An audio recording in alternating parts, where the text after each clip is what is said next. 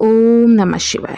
आज हमारा शिव पुराण का 36वां दिन, जिसमें हम 20वां अध्याय प्रारंभ करते हैं। 20वां अध्याय, शिव सती का विदा होकर कैलाश जाना। ब्रह्मा जी बोले, हे महामुनि नारद, मुझे मेरा मनोवांछित वरदान देने के पश्चात भगवान शिव अपनी पत्नी देवी सती को साथ लेकर अपने निवास स्थान कैलाश पर्वत पर जाने के लिए तैयार हुए। तब अपनी बेटी सती व दामाद भगवान शिव को विदा करते समय प्रजापति दक्ष ने अपने हाथ जोड़कर और मस्तक झुकाकर महादेव जी की भक्ति पूर्वक स्तुति की। साथ ही श्री हरि सहित सभी देवी देवताओं और ऋषि मुनियों ने हर्ष से प्रभु का जय जयकार किया। भगवान शिव ने अपने ससुर प्रजापति दक्ष से आज्ञा लेकर अपनी पत्नी को लेकर अपनी सवारी नंदी पर बिठाया और स्वयं भी उस पर बैठकर कैलाश पर्वत की ओर चले गए। उस समय वृषभ पर बैठे भगवान शिव व सती की शोभा देखते ही बनती थी। उनका रूप मनोहारी था। सब मंत्रमुग्ध होकर उन दोनों को जाते हुए देख रहे थे। प्रजापति दक्ष और उनकी पत्नी अपनी बेटी व दामाद के अनोखे रूप पर मोहित हो उन्हें एकटक देख रहे थे। उनकी विदाई पर चारों ओर मंगल गीत गाए जा रहे थे। विभिन्न वाद्य यंत्र बज रहे थे। सभी बाराती शिव के कल्याण में उज्जवल यश का गान करते हुए उनके पीछे पीछे चलने लगे। भगवान शिव देवी सती के साथ अपने निवास कैलाश पर पहुंचे। सभी देवता सहित मैं और विष्णु जी भी कैलाश पर्वत पर पहुंचे।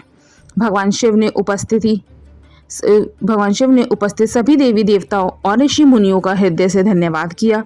भगवान शिव ने सभी को सम्मान पूर्वक विदा किया। तब सभी देवताओं ने उनकी स्तुति की और प्रसन्नता पूर्वक अपने अपने धाम को चले गए। तत्पश्चात भगवान शिव और देवी सती सुखपूर्वक अपने वैवाहिक जीवन का आनंद उठाने लगे। सूत जी कहते हैं, हे मुनियों, मैंने तुम्हें भगवान शिव के शुभ विवाह की पुण्य कथा सुनाई है। भगवान शिव का विवाह कब और किससे हुआ, यह विवाह के लिए कैसे तैयार हुए, इस प्रकार मैंने सभी प्रसंगों का वर्णन तुमसे किया है। विवाह के समय यज्ञ अथवा किसी भी शुभ कार्य के आरंभ में भगवान शिव का पूजन करने के पश्चात इस कथा को जो सुनता अथवा पढ़ता है, उसका कार्य या वैवाहिक योजन बिना विघ्न और बाधाओं के पूरा होता है। इस कथा के श्रवण से सभी शुभ कार्य निर्विघ्न पूर्ण होते हैं। इस अमृत में कथा को सुनकर जिस कन्या का विवाह होता है वह सुख, सौभाग्य, सुशीतलता और सदाचार आदि सद्गुणों से युक्त हो जाती है। भगवान शिव की कृपा से पुत्रवती भी होती है। ओम नमः शिवाय। 21वां अध्याय, शिव सती विहार। नारद जी ने पूछा, हे पितामह ब्रह्मा जी, शिव जी के विवाह के पश्चात सभी पधारे देवी देवताओं और ऋषि मुनियों सहित श्री हरि और आपको विदा करने के पश्चात क्या हुआ? हे प्रभु, इससे आगे की कथा का वर्णन भी आप मुझसे करें।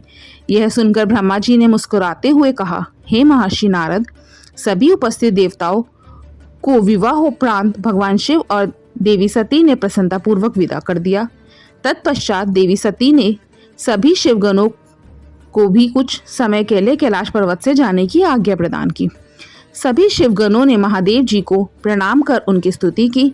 तत्पश्चात उन्होंने भगवान शंकर से वहां से जाने की आज्ञा मांगी।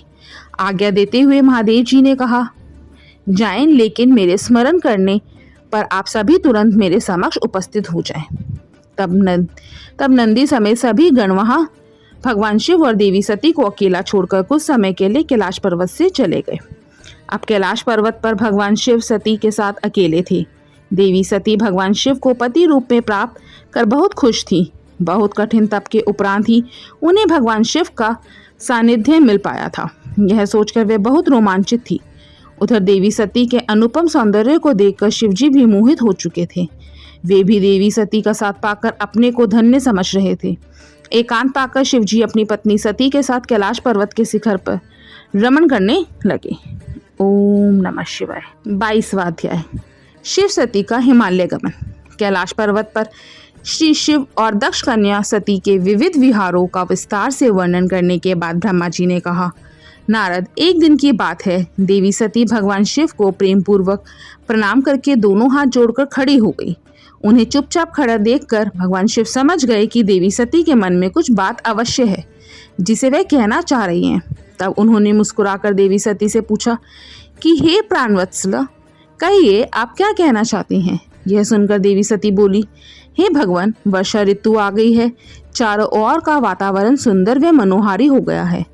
हे देवाधिदेव, मैं चाहती हूँ कुछ समय हम कैलाश पर्वत से दूर पृथ्वी पर यह हिमालय पर्वत पर जाकर रहें।